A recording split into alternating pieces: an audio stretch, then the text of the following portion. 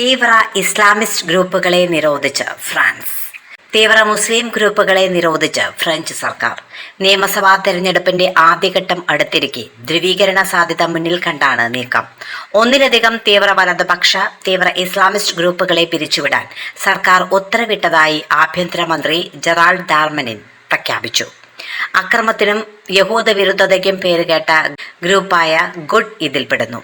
തീവ്ര വലതുപക്ഷ രാഷ്ട്രീയ നേതാവ് മറൈൻ ലെ പെന്നിന് പിന്തുണ നൽകിയിട്ടുള്ള ഗ്രൂപ്പുകളിൽ ഒന്നാണിത്.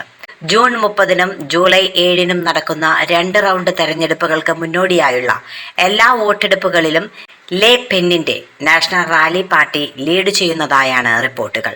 Christian times, Kottayam.